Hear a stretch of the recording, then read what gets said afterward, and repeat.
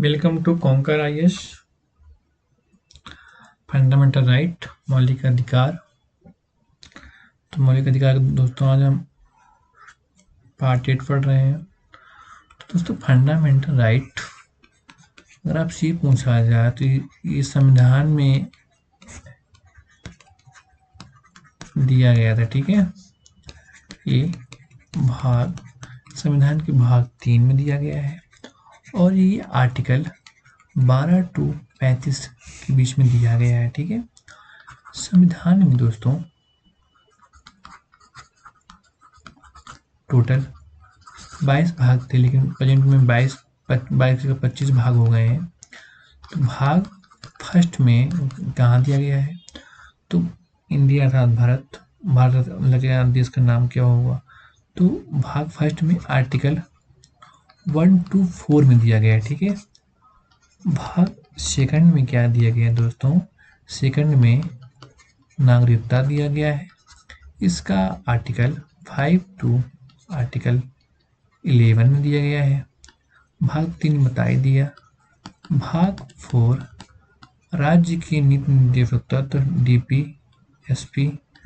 तो इसका आर्टिकल जो है आर्टिकल 36 टू 51 में दिया गया है, ठीक है।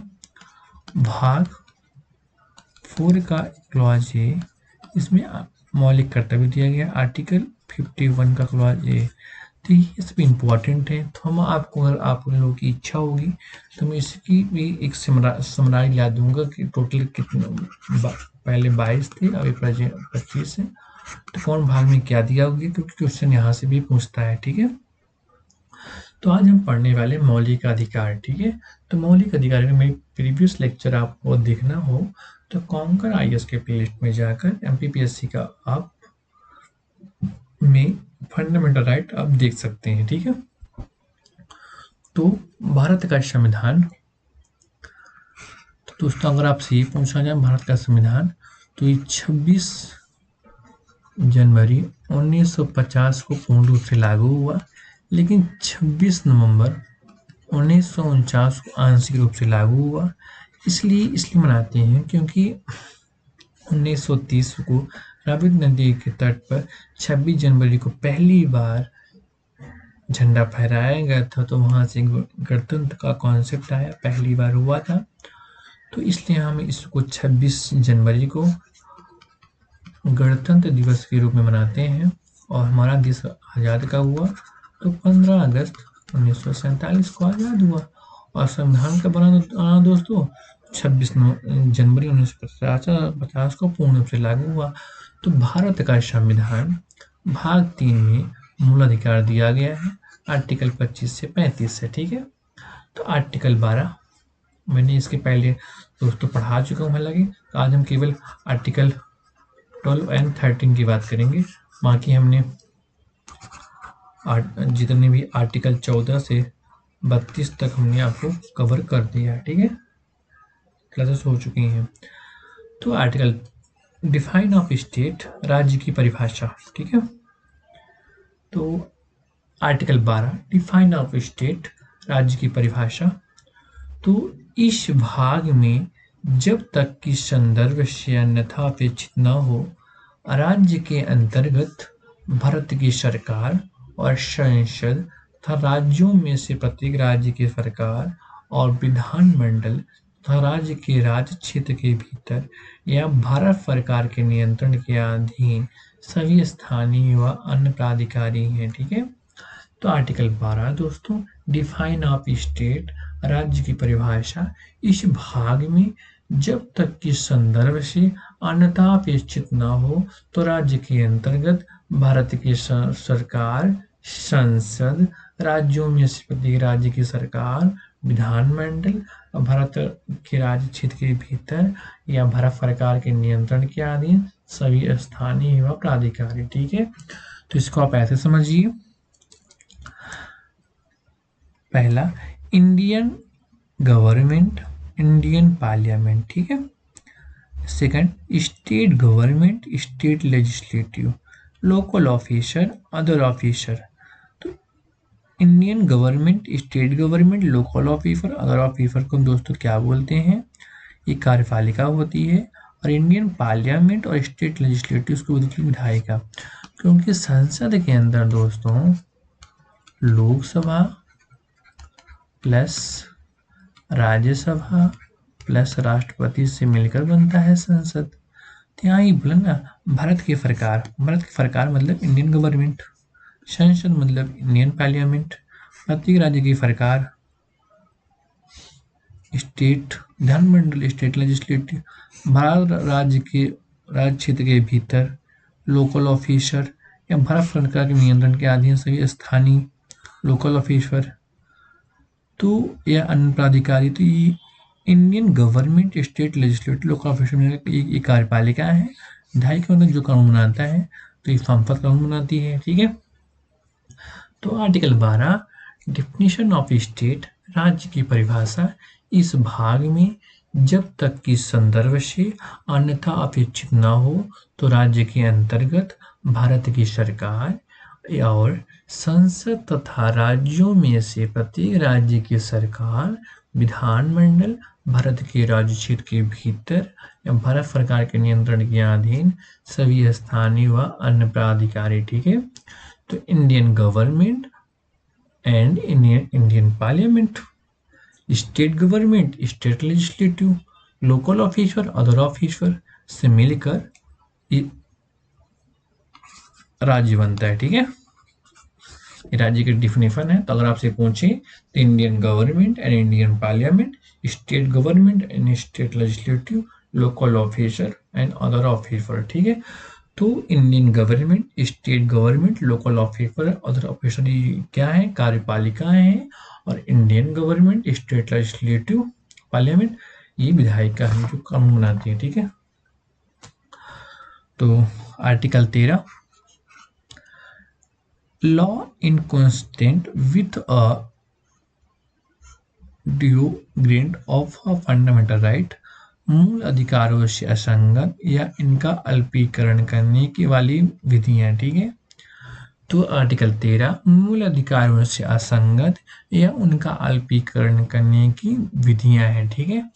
इसमें पहला पॉइंट, इस संविधान के प्रारंभ से ठीक पहले भारत के राज्य क्षेत्र में प्रवृत्त सभी विधियां उस मात्रा तक शून्य होंगी जिस तक वे इस भाग के उपबंधों में से असंगत हों, ठीक है।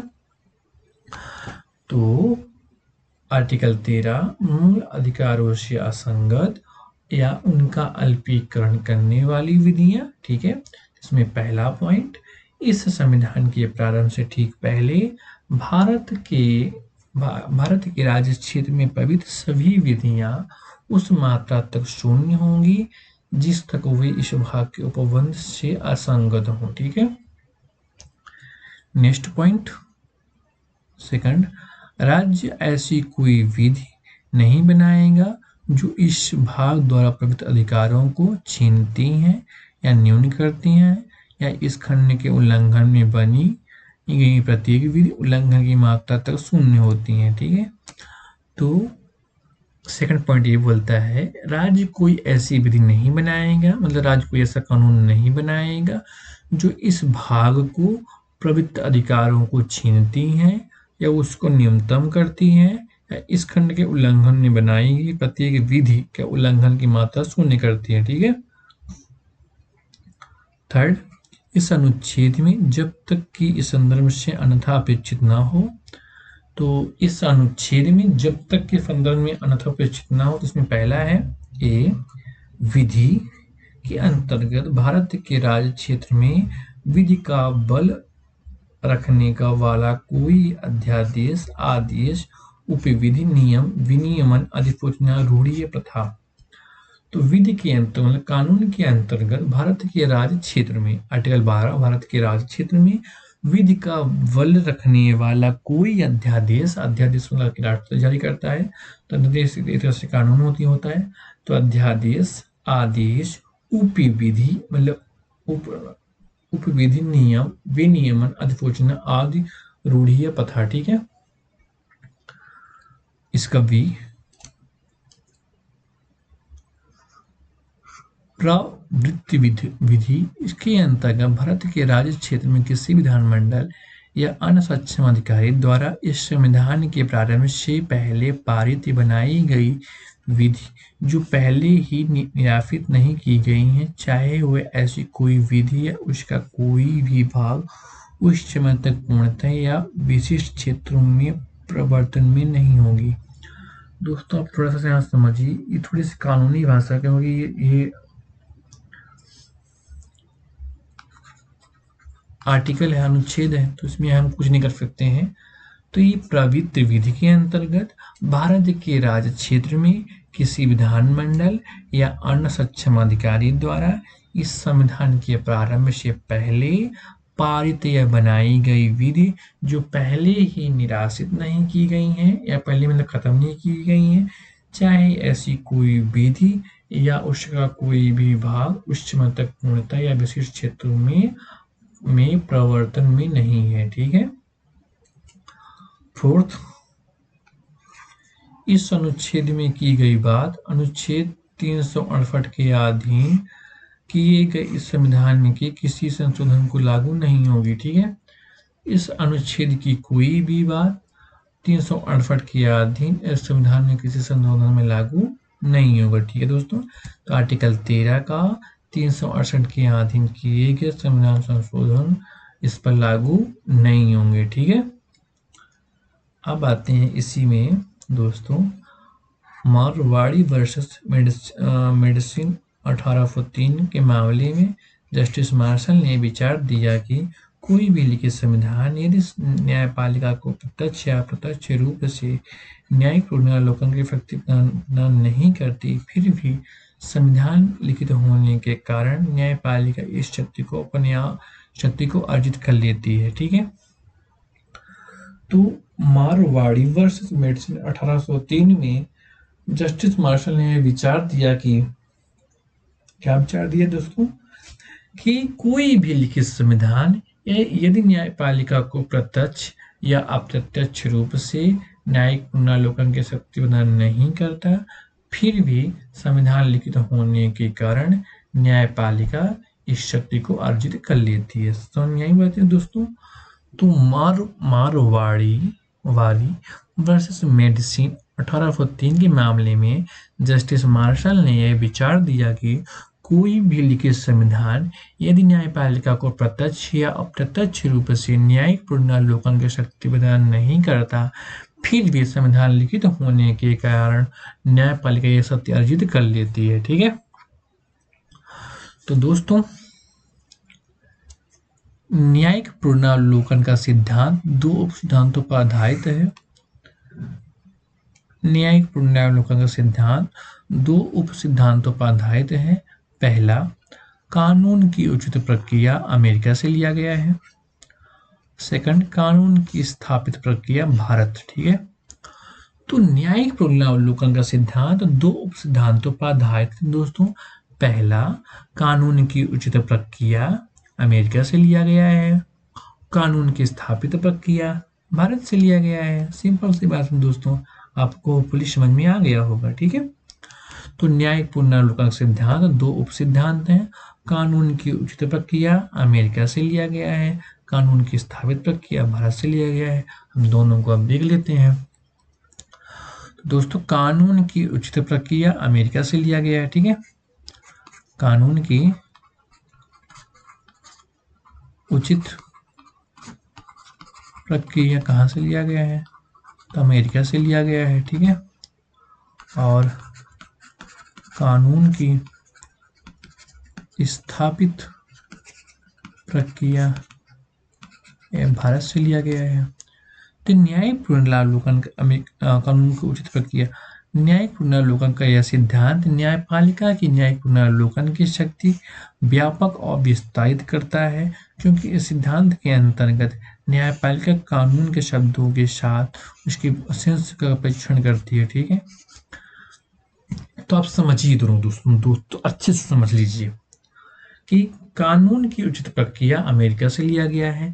तो न्यायिक पुनरावलोकन का यह सिद्धांत न्यायपालिका की न्यायिक पुनरावलोकन की शक्ति की व्यापक और विस्तारित करता है, क्योंकि इस सिद्धांत के अंतर्गत न्यायपालिका कानून के शब्दों के साथ साथ उसके भाव से इसका परीक्षण करता है। ठीक है, तो कहने का सेंस दोस्तों ये है, कानून की उचित प्रक्रिया में वहां पे कानून के साथ साथ कानून के भाव को भी परीक्षण करता है। ठीक है, तो न्यायिक पुनर्लोकन का यह सिद्धांत न्यायपालिका की न्यायिक पुनर्लोकन की शक्ति को व्यापक और विस्तारित करता है, क्योंकि इस सिद्धांत के अंतर्गत न्यायपालिका कानून के शब्दों के साथ उसके भावों का परीक्षण करता है। ठीक है, और अब इंडिया में आते हैं, कानून की स्थापित प्रक्रिया। ठीक है, कानून की स्थापित प्रक्रिया भारत में है। ठीक है, कानून की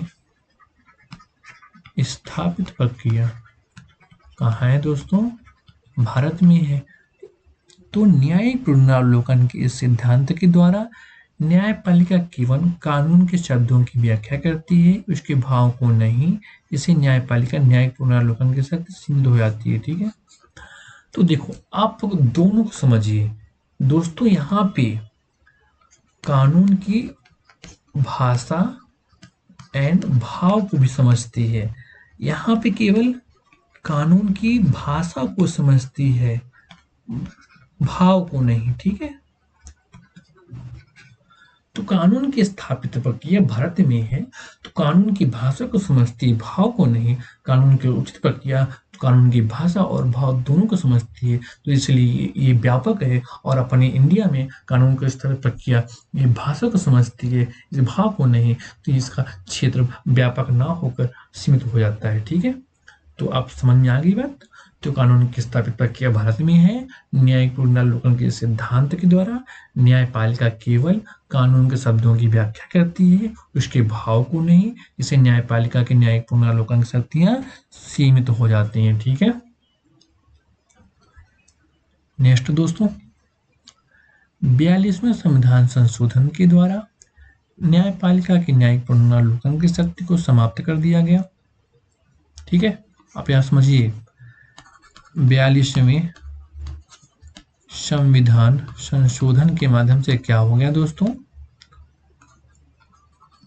न्यायिक पुनरावलोकन की शक्तियां समाप्त कर दी गई।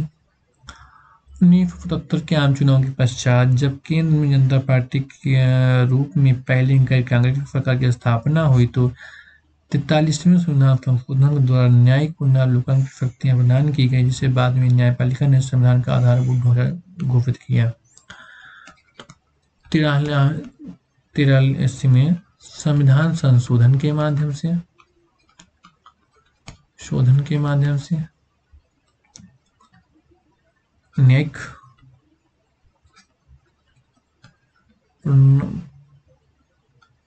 पुनरावलोकन की शक्ति फिर से प्राप्त हो गई।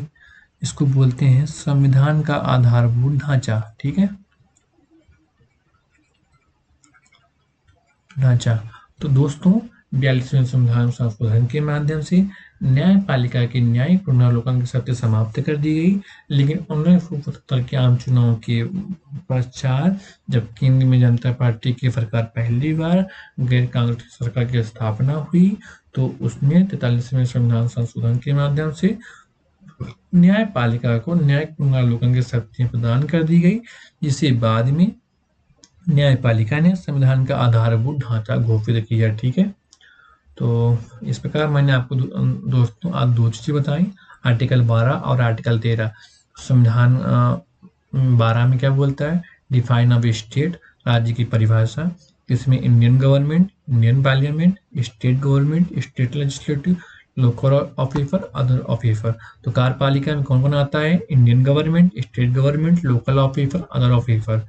विधायिका में इंडियन पार्लियामेंट, स्टेट लेजिस्लेटिव। ठीक है, फिर 13 में जो खास इंपॉर्टेंट है, तो इसमें ये बोला गया कि आर्टिकल 368 के अधीन दिए गए संविधान में संशोधन लागू नहीं होगा। और जो इसमें दो चीजें बातें बोली गई, कानून की उचित प्रक्रिया अमेरिका से लिया गया है, कानून की स्थापित प्रक्रिया भारत में है, और 42वें संविधान संशोधन के माध्यम से न्यायिक पुनर्विलोकन की शक्तियाँ समाप्ति कर दी गई थी, लेकिन 43वें संविधान संशोधन के माध्यम से न्यायिक पुनर्विलोकन फिर से ला दिया गया, जिसको न्यायपालिका ने संविधान का आधारभूत ढांचा घोषित किया। ठीक है, तो thanks for watching this video. Hit the bell icon button, subscribe the channel, like and share the video. बहुत बहुत धन्यवाद।